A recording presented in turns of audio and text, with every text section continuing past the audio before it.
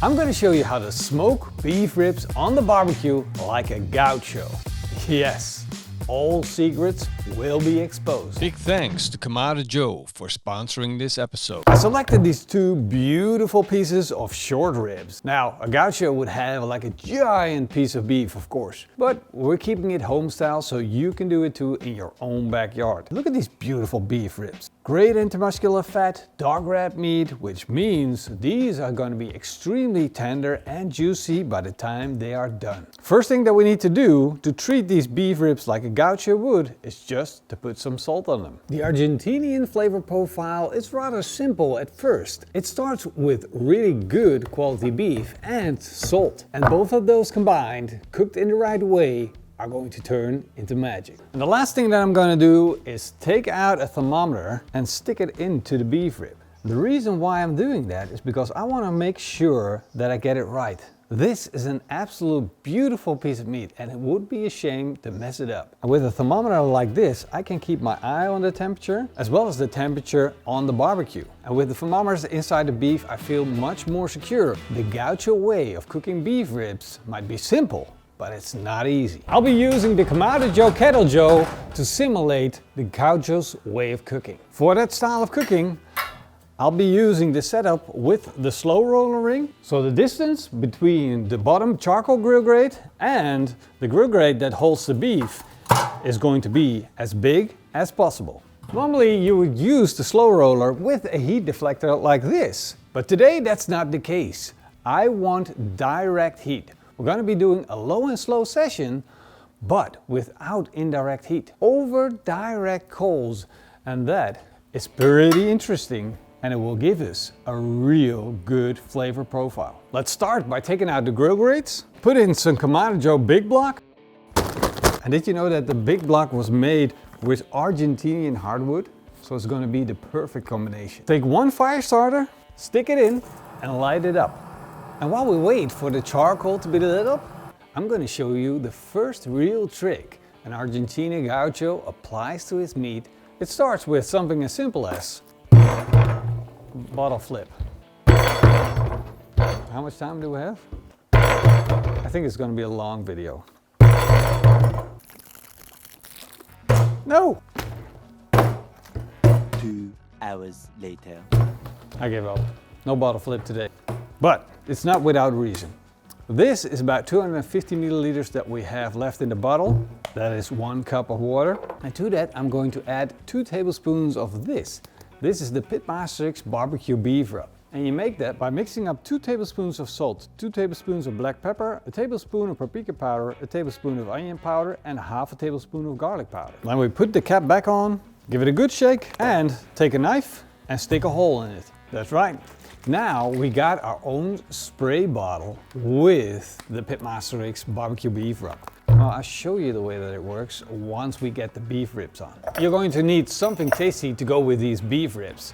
And we're going to keep it original gaucho style with some delicious Argentinian chimichurri. First thing to do is get out some olive oil. I'm going to take about 100 milliliters.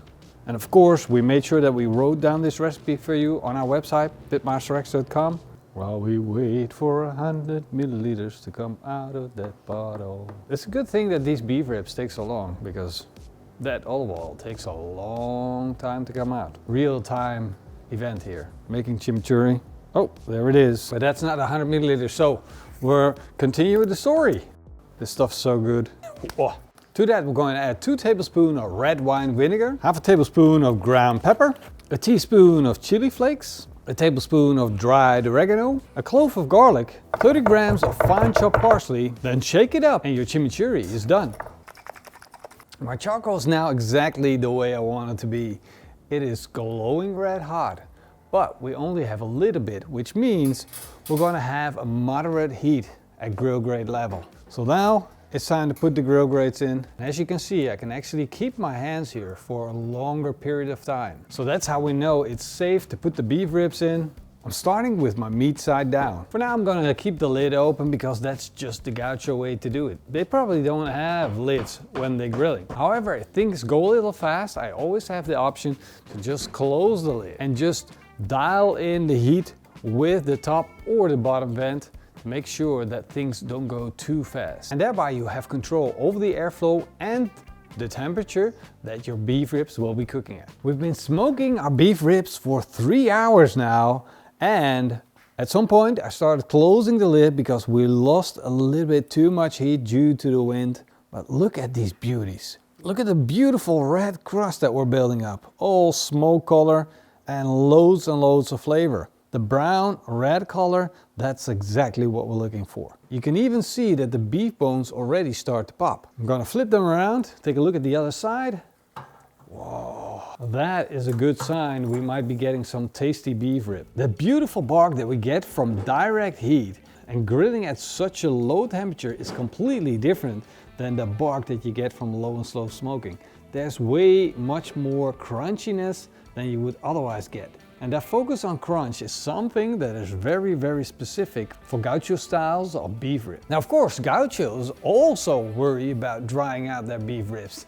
They don't want that to happen, but they got a special trick just to solve that. But that's of course where our water bottle comes in. Look, just squeeze the bottle and the magic will happen. And all we just did is moisturize our beef ribs, making sure that the bark doesn't dry out. And as you can see, we're also adding flavor at the same time. And the next thing that I'm going to do is add some charcoal to it. I already did it once before, so every hour and a half I'm just going to add a few small chunks of charcoal. I'm going to move my beef rib over to one side, get my grill grate lifter, lift it up, select a few small chunks of charcoal, add them to the fire. 3 handsful will do the job. And then it's time to close the lid, and then we're going to just let them continue to smoke. It's been a total of 7 hours cooking time on my beef ribs, but it's well worth the effort. Look at these beauties. Oh, absolutely freaking insane. They are so juicy on the outside, they're soft, they're tender. Look, if I press here, it's like, wow. Juices ooze out everywhere. I think it's about time we take these beef ribs off. And as you can see, the charcoal almost burned down and we got such a slow and gentle heat that every time a little bit of fat dripped into that fire, we got a little twirl of smoke. And that is something very specific to the Argentinos and Gauchos way of cooking beef ribs. Look at how good that makes them look. Ooh, what a beauties. I don't know which side is more pretty, but either way, they'll look fantastic. And here we have another rack. I'm gonna give these about 20 minutes to rest.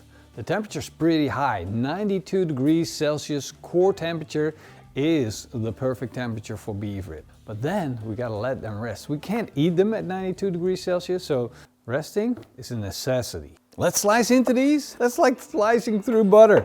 I expected a little bit of resistance, but no way, Jose. Those are some good looking beef ribs. Awesome. Beautiful tender, fall off the bone, gorgeous. So tender, they're almost fall apart tender. Look, it's hard to carve into them. We got a beautiful smoke ring. We got a beautiful, delicious bark. Loads and loads of fat in these beef ribs. And it shreds like butter. That is some good. I can't wait. I'm just gonna, like one little bite. And then we'll get the chimichurri out. I promise. Oh, that is ridiculously good. You see, it is just so naturally smoked. The grilling gives it a really beautiful crust, but it's still tender and juicy. All right, let's get some of that chimichurri on. The real magic of chimichurri happens when fatty beef comes together with the chimichurri. The acidity that's in the chimichurri is just gonna break all of that fat down, make it bright and vibrant, and makes it taste so good.